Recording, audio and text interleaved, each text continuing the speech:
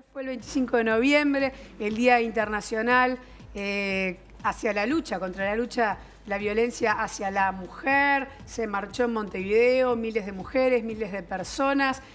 Hoy repasaba algunas cifras, escuchando distintos informes, y decía que hay cada 3 mujeres, una mujer ha sido violentada en su vida, y Uruguay está en una cifra de femicidios muy complicada.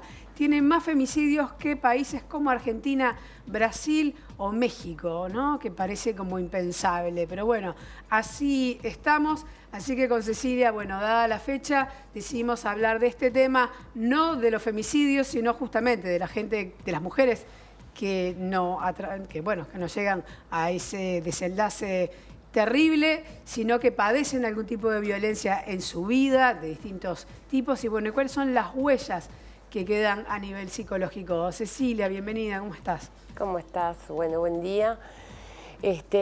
Sí, además está bueno esto de encarar las huellas psicológicas, porque cuando hay huellas es porque quedó marca, ¿no? Entonces me parece que está bueno plantearlo así, porque en realidad en sociedades violentas todos sufrimos violencia, pero bueno, hablar específicamente de la violencia de género y en este caso la violencia de la mujer tiene que ver con, y psicológica, ¿no? Sobre todo, tiene que ver primero con pensar que todavía la gente sigue pensando en la violencia física nada más, ¿no? Y me parece que si nos podemos adecuar a que hay violencia también psicológica y que esa muchas veces genera más daño de lo que nosotros pensamos, porque es como un permanente, no sé, es como cuando uno le tiene como un cuentagotas, porque además Exacto. Quizás es la más difícil de revelarse, ¿no? O sea, a veces pienso, no en todos los casos, ¿no? Pero una mujer golpeada es una situación muy difícil.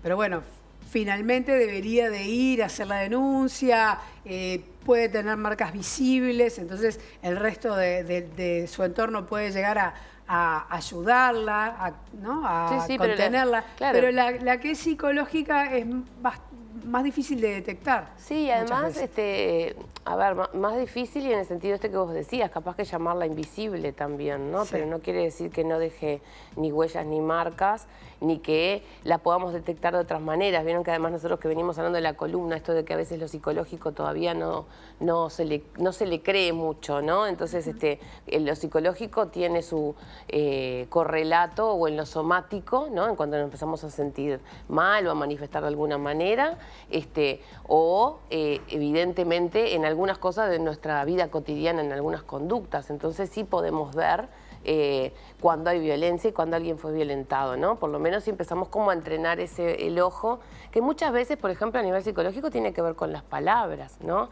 Las palabras, en este cuentagotas que vos decías hoy, que me parece que es una metáfora re linda, claro, las palabras van lastimando y también van generando cómo somos. Nosotros, los seres humanos, tenemos como montones de cosas para aprender y aprendidas que las tenemos que poder modificar. La violencia es una. Sí. Y cómo nos comunicamos y cómo nos tratamos y cómo nos hablamos. Sí, a eso iba, ¿no? Las palabras, más los gritos, más las actitudes, más los silencios, más los... ¿no? Sí, pero además, capaz que también está bueno esto que vos decís, porque el grito está asociado ya a una violencia física, ¿no? Como que va en una escalada, ¿no? Pero la palabra en esto de, por ejemplo, ¿qué haces idiota? ¿No? En esta, ¿por qué le agregamos cosas que tienen que ver con denigrar al otro, con rebajarlo, con ya ponerlo en una situación? Porque no nos olvidemos que una situación de violencia es una situación de abuso de poder, ¿no? Entonces también cuando nosotros ya estamos detectando en el lenguaje que usamos mucho, ¿no? El chiste, ¿no? Y además el chiste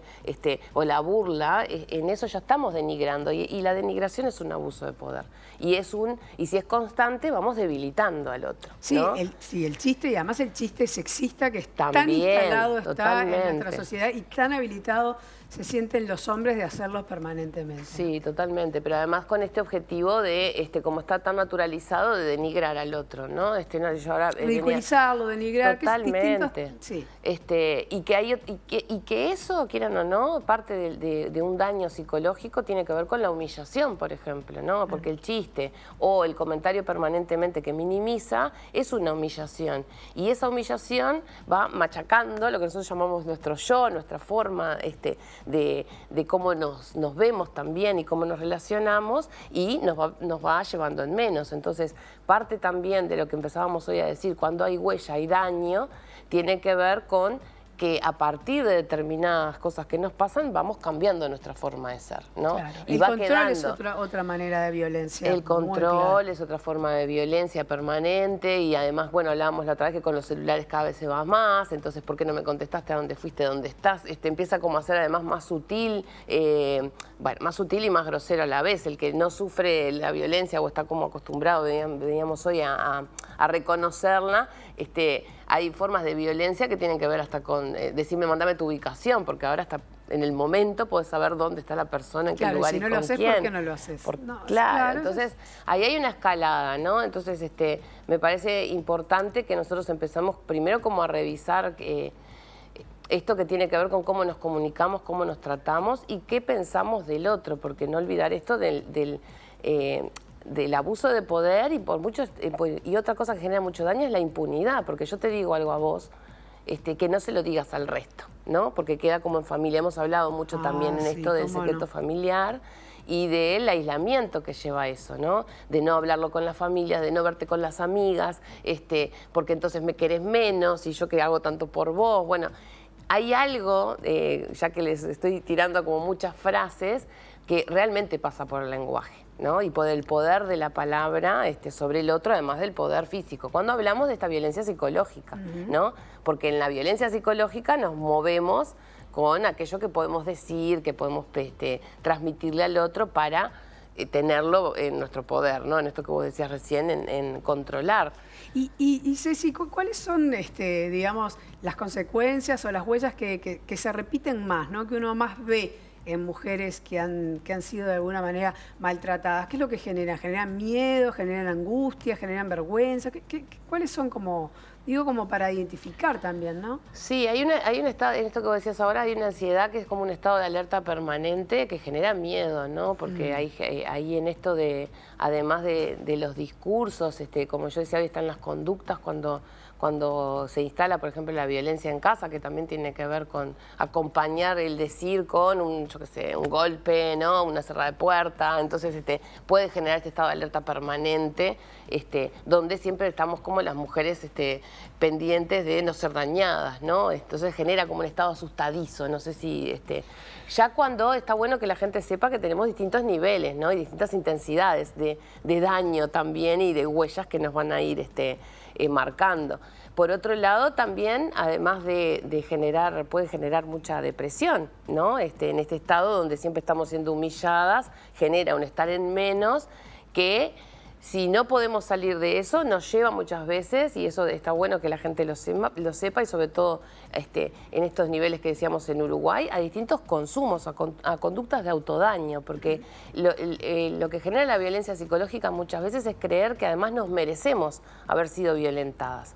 Los discursos son tan fuertes, ¿no?, de que somos poco más que las peores, porque queremos salir, queremos estar con otros, queremos vida social. Ese es otro daño también que se corta. Cuando se empieza a cortar la vida social y cultural, que es una de las partes que tiene que ver con nuestro desarrollo como humanos, estamos dañando también lo que algunos llaman, es lo que se genera como un deterioro cognitivo, porque también al no poder salir, conversar, tener como vida cultural, digamos, empezás a cortar parte también de tu propio desarrollo, ¿no? Entonces, ¿qué es lo que a veces lleva también a decir que en general lo que asusta tiene que ver con esta libertad, ¿no? Que parece que las mujeres, en cuanto más libres, empezamos como a ofender a aquel que no puede tenernos como parte de su propiedad, ¿no? Volvemos al tema del control un poco, ¿no? Y bueno, y el daño que decía hoy, hay un daño que si va aumentando puede llevar a estas conductas de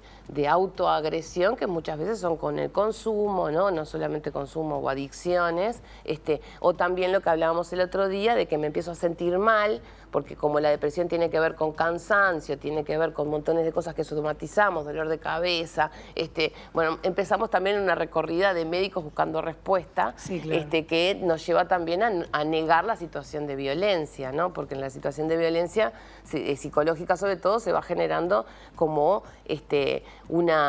un pacto donde yo no te puedo dejar porque solo sirvo para estar contigo.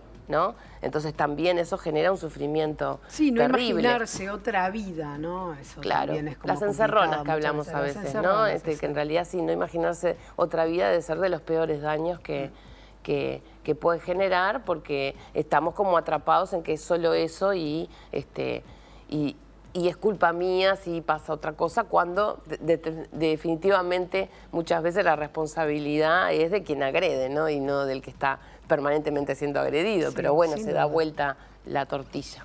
Bueno, estar alerta entonces, Ceci. Sí, estar alerta sí. y pedir ayuda, me parece que también, aunque la persona me parece que como primer indicador, aquel que no puede pedir ayuda es porque está siendo violentado. Entonces me parece que eso está bueno también para revisar en esto que vos decías ahora, estar alerta, porque si no podemos hablar con alguien, y acuérdense que hablar con alguien que además tenga empatía con el tema, es porque entonces estamos peor de lo que pensamos, ¿no?